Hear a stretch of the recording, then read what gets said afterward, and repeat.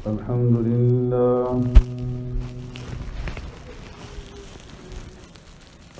لله نحمده ونستعينه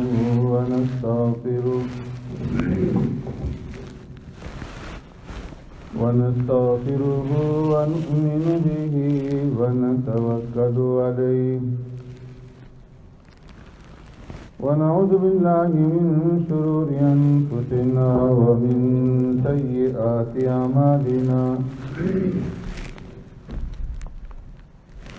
من يهده الله فلا مضل له ومن يضلله فلا هادي له ونشهد أن لا إله إلا الله وحده لا شريك له ونشهد أن سيدنا وسندنا ونبينا ومولانا محمدا عبده ورسوله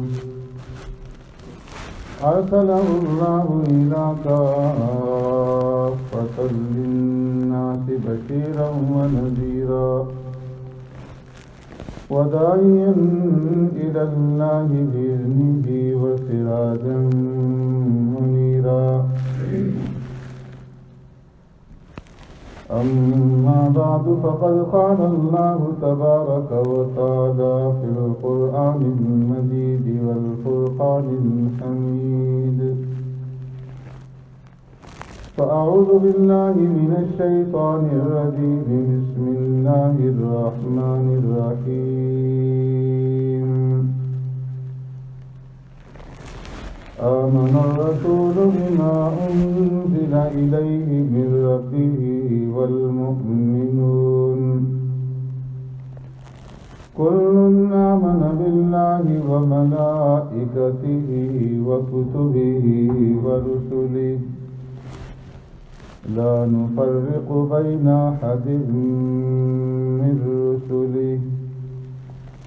وقالوا سمعنا وأطعنا غفرانك ربنا وإليك المصير صدق الله مولانا العظيم يا رب صل وسلم دائما أبدا على حبيبك خير الخلق كلهم هو الحبيب الذي ترجى شفاعته لكل هول من الأهوال مقتحم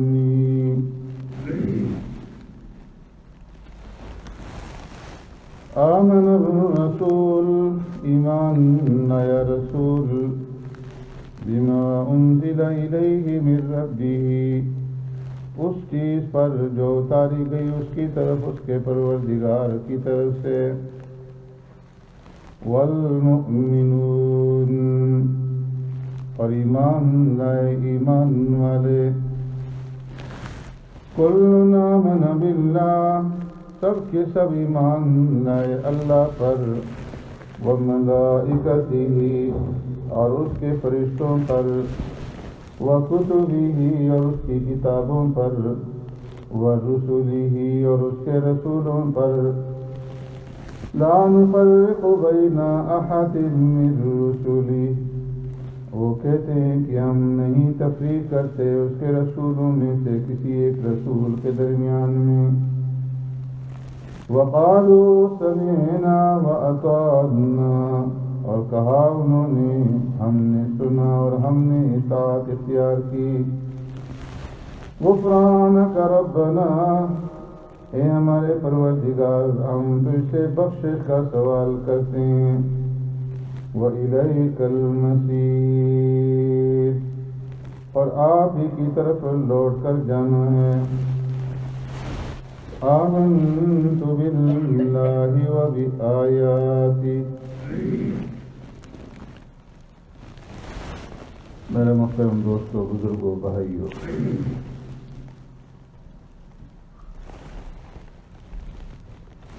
ارکان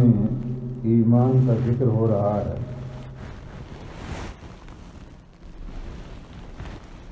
ان میں سے پہلا رکن آمن باللہ، اللہ کی ذات کے اوپر ایمان لانا اور اللہ رب العزت کا خالق اور مالک ہونا اور موجد کائنات واجب الوجود ہونا، یہ سب آپ حضرات کے سامنے عرض کر دیا گیا۔ اب ایمان کا دوسرا رکن ہے وہ ملائکتی۔ یہ عرض کیا تھا کہ ایمان کے 6 ارکان ہیں، ان میں سے پہلا رکن اللہ کی ذات کے اوپر ایمان لانا، اور دوسرا رکن ہے اللہ کے فرشتوں کے اوپر اور اس کے ملائکہ کے اوپر ایمان اور یقین رکھنا۔ فرمایا یہ ایمان کا دوسرا رکن ہے، اس کے اوپر اعتقاد رکھنا یہ ہر ایک مسلمان مرد اور عورت کے اوپر واجب ہے۔ اگر کوئی آدمی اللہ کے فرشتوں کے اوپر ایمان نہیں رکھتا یا اللہ کے فرشتوں کے وجود کا انکار کرتا ہے تو اس کا اسلام کے ساتھ کوئی تعلق نہیں، اس کا ایمان اللہ رب العزت کی ہاں مقبول نہیں اور وہ صاحب ایمان نہیں کہلا سکتا۔ تو اس لیے یہ ایمان کا رکن ہے کہ اللہ کے فرشتوں کے اوپر ایمان اور یقین رکھا جائے کہ فرشتے اللہ تبارک و تعالیٰ کی ایک نورانی مخلوق ہیں جنہیں اللہ رب العزت نے اپنی عبادت کے لیے پیدا فرمایا ہے، اور جو ہر وقت اللہ رب العزت کی عبادت کے اندر اور اس کی اطاعت کے اندر مصروف رہتے ہیں۔ ایمان بالملائکہ 2 طرح پر ہے، ایک ہے تفصیلی طور پر ایمان لانا اور ایک ہے اجمالی طور پر ایمان رکھنا۔ اجمالی طور پر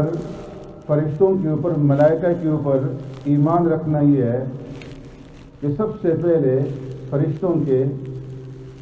وجود کا اقرار کیا جائے کہ فرشتے اللہ کی مخلوقات میں سے ایک مخلوق ہیں اور وہ موجود ہیں، ان کا وجود ہے۔ جس طرح بعض ملاحدہ یہ کہتے ہیں کہ فرشتے ہمیں نظر نہیں آتے تو اس لیے فرشتوں کا کوئی وجود بھی نہیں ہے۔ یہ فرمایا کہ یہ سراسر غلط ہے۔ بہت ساری اللہ کی مخلوقات میں سے ایسی مخلوق ہیں کہ جو موجود ہیں لیکن ہمیں نظر نہیں آتی، اور فرشتے ان کے وجود کے بارے میں تو آقا نامدار سرور کائنات رحمت دو عالم صلی اللہ علیہ وسلم نے بیان بھی فرمایا، خود سرکار دو عالم صلی اللہ علیہ وسلم نے دیکھے بھی، اور مسلمانوں میں سے صحابہ اکرام رضوان اللہ اجمعین میں سے بھی بعض صحابہ نے فرشتوں کو دوسری شکلوں کے اندر انسانی شکل میں، مسافروں کی شکل میں، صحابہ اکرام میں سے حضرت دحیہ کلبی رضی اللہ تعالیٰ عنہ کی شکل میں دیکھا۔ حضرت عبداللہ بن مسعود رضی اللہ تعالیٰ عنہ فرماتے ہیں رأى رسول اللہ صلی اللہ علیہ وسلم جبرائیل، اللہ کے رسول صلی اللہ علیہ وسلم نے حضرت جبرائیل صلی اللہ علیہ وسلم کو فی صورتی ان کی اصلی شکل اور صورت کے اندر دیکھا، اور اس شان سے دیکھا کہ 600 ان کے پر تھے، اور ایک ایک پر نے فرمایا کہ پوری جو فضا ہے مشرق سے لے کر کے مغرب تک اس کا احاطہ کیے ہوئے تھا، اس پوری کائنات کو ایک ایک پر جو وہ گھیرے ہوئے۔ اسی طرح حضرت عمر بن الخطاب رضی اللہ تعالیٰ عنہ حدیث جبرائیل میں فرماتے ہیں کہ ہم پیارے پیغمبر صلی اللہ علیہ وسلم کی مجلس میں ایک دفعہ بیٹھے ہوئے تھے، اطلع علینا رجل شدید بیاض الثیاب شدید سواد الشعر، کہ اچانک ہم نے دیکھا کہ ایک آدمی آیا مجلس کے اندر جس نے انتہائی سفید کپڑے پہنے ہوئے تھے اور شدید سواد الشعر، ان کے جو بال تھے انتہائی کالے تھے۔ اس آدمی کو اس سے پہلے ہم میں سے کسی نے نہیں دیکھا، اور اس آدمی کے اوپر سفر کے کوئی اثرات جو ہے وہ بھی نظر نہیں آ رہے تھے، تو یوں بھی محسوس نہیں ہو رہا تھا کہ یہ کوئی دور سے سفر کر کے آیا ہے، اس لیے کہ سفر کے اثرات جو ہیں وہ انسان کے اوپر ظاہر ہو جاتے ہیں، گرد و غبار چڑھ جاتا ہے، بال پراگندہ ہو جاتے ہیں۔ لا یری علیہ اثر السفر، اس کے اوپر سفر کے اثرات نمودار نہیں تھے۔ ولا یعرف منا احد، اور نہیں ہم میں سے کوئی آدمی اس کو پہچانتا تھا، جس سے معلوم ہوتا تھا کہ یہاں کا رہنے والا نہیں، باہر سے آیا ہوا ہے۔ تو وہ آدمی سرکار دو عالم صلی اللہ علیہ وسلم کی مجلس میں حاضر ہوا اور آ کر کے سرکار دو عالم صلی اللہ علیہ وسلم کے سامنے دو زانو ہو کر کے بیٹھ گیا۔ فأسند ركبتيه إلى ركبتيه وجعل يديه على فخذيه، اس نے دونوں زانو جو ہے سرکار دو عالم صلی اللہ علیہ وسلم کے ساتھ ملا لیے اور اپنے دونوں ہاتھ فرمانبردار شاگردوں کی طرح سے اپنے دونوں رانوں کے اوپر رکھ دیے، تقیات کی شکل میں بیٹھ گیا۔ اور پھر اس نے سرکار دو عالم صلی اللہ علیہ وسلم سے سوال کیا کہ اللہ کے رسول صلی اللہ علیہ وسلم، اخبرنی عن الاسلام، کہ مجھے اسلام کے بارے میں بتائیے کہ اسلام کی حقیقت کیا ہے۔ تو سرکار دو عالم صلی اللہ علیہ وسلم نے اس کے جواب میں ارشاد فرمایا کہ الاسلام ان تشهد ان لا الہ الا اللہ وان محمد رسول اللہ وتقیم الصلاة وتؤتی الزکاة وتصوم رمضان وتحج البیت ان استطعت الیہ سبیلا۔ اسلام کے ارکان جو ہیں سرکار دو عالم صلی اللہ علیہ وسلم نے اس کے سامنے بیان فرمائے کہ اسلام کی حقیقت یہ ہے، اسلام اس چیز کا نام ہے ان تشهد ان لا الہ الا اللہ، کہ تم اس بات کی شہادت اور گواہی دو کہ اللہ کے سوا کوئی عبادت کے لائق نہیں، وان محمد رسول اللہ، اور اس بات کی گواہی دو کہ محمد صلی اللہ علیہ وسلم اللہ کے رسول ہیں۔ اور دوسرا رکن یہ ہے کہ وتقیم الصلاۃ، نماز قائم کرو، تؤتی الزکاۃ، زکوٰۃ فرض ہے تو زکوٰۃ ادا کرو، رمضان مبارک کے مہینے کے روزے رکھو، اور اگر تمہارے پاس استطاعت ہو تو اللہ کے گھر کا حج کرو۔ قال صدقت، اس آدمی نے سرکار دو عالم صلی اللہ علیہ وسلم کا یہ جواب سن کر کے آپ صلی اللہ علیہ وسلم کی تصدیق فرمائی کہ آپ نے سچ فرمایا۔ فاروق اعظم رضی اللہ تعالیٰ عنہ فرماتے فعجبنا له یسأل و یصدق، ہمیں یہ سن کر کے بڑا تعجب ہوا کہ بڑا عجیب آدمی ہے، خود ہی سوال کر رہا ہے اور سوال کرنے کے بعد پھر خود اس کی تصدیق بھی کر رہا ہے۔ سوال کرنے سے معلوم ہوتا ہے کہ اسے معلوم نہیں ہے، اور تصدیق کرنے سے معلوم ہوتا ہے کہ یہ سوال کا جواب پہلے سے جان رہا ہے۔ تو اس نے پھر دوسرا سوال کیا، اخبرنی عن الایمان، اے اللہ کے رسول صلی اللہ علیہ وسلم مجھے ایمان کی حقیقت بتائیے کہ ایمان کس چیز کا نام ہے۔ تو سرکار دو عالم صلی اللہ علیہ وسلم نے اس کا جواب دیا، ان تؤمن باللہ وملائکتہ وکتبہ ورسلہ والیوم الآخر وتؤمن بالقدر خیرہ وشرہ، کہ ایمان اس چیز کا نام ہے کہ تم ایمان لاؤ اللہ پر، اس کے فرشتوں پر، اس کی کتابوں پر، اس کے رسولوں پر، اور قیامت کے دن پر، اور اس پر کہ ہر اچھی اور بری تقدیر یہ اللہ رب العزت کی طرف سے ہوتی ہے۔ اس نے یہ سن کر کے اس کی بھی تصدیق کی۔ پھر اس نے تیسرا سوال کیا، اخبرنی عن الاحسان، کہ اللہ کے رسول مجھے احسان کے بارے میں بتائیے کہ احسان کس چیز کا نام ہے۔ تو آپ صلی اللہ علیہ وسلم نے اس کے جواب میں فرمایا کہ ان تعبد اللہ کأنک تراہ فإن لم تکن تراہ فإنہ یراک، احسان اس چیز کا نام ہے کہ تم جب اللہ کی عبادت کرو، اللہ کے سامنے ہاتھ باندھ کر کے کھڑے ہو، نماز پڑھو، تو اس طریقے سے اللہ کی عبادت کرو کأنک تراہ، جیسے تم اپنے رب کو دیکھ رہے ہو. تمہارا رب تمہارے نگاہوں کے سامنے ہے